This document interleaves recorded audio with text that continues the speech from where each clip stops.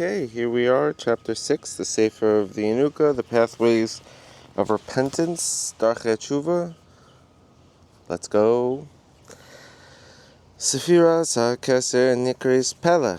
The Sephira, which is obviously a metaphysical term, but there's the Sefirot. I'm not going to get into that now, but the Sephira of Keter is called Pele, like a wonder.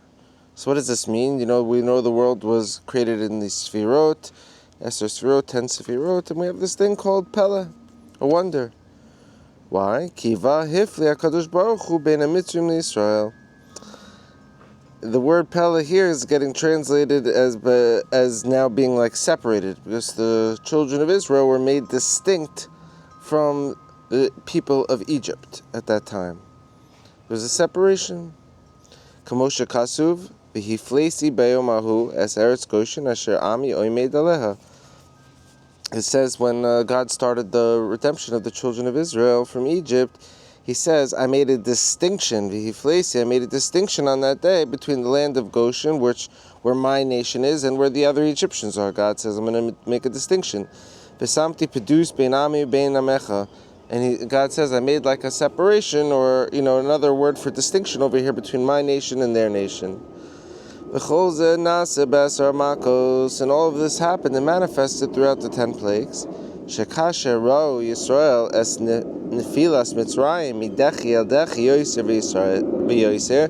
Because what was happening was the children of Israel started to see the deterioration and like the collapse and crumble of the Egyptians level by level. They're like, oh my God, these people are terrible, miserable, corrupt, nothing going good, no chill for them.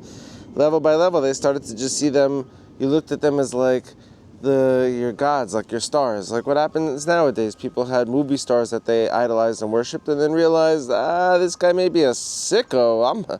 I'm distancing myself from this guy. Yeah, but you used to want his autograph. So it's a crazy world out there.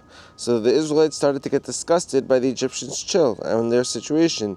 Nitakim b'zeh datam shel Yisrael lahavchim behefresh ha'atzum beinehem.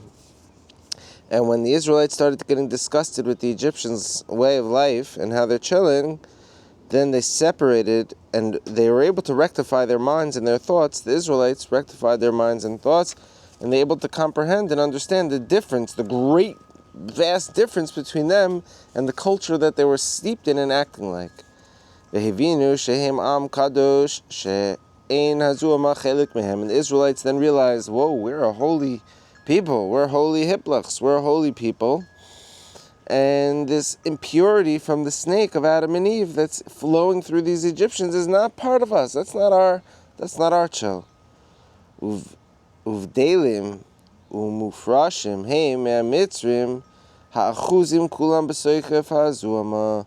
So they're able to separate themselves and distance themselves, double language over here of separation, from the Egyptians, who were steeped and fully consumed with the fullest expression of the impure force, of the dark force that was in humanity since the time of Adam and Eve. So the Egyptians were like, we are one with this dark force. The Israelites were like, we were kind of acting like it because we thought it was cool, but we realize now it's not cool, and now we've rectified our knowledge and wisdom because we see that the society we tried to be like wasn't really where it's at. We are where it's at.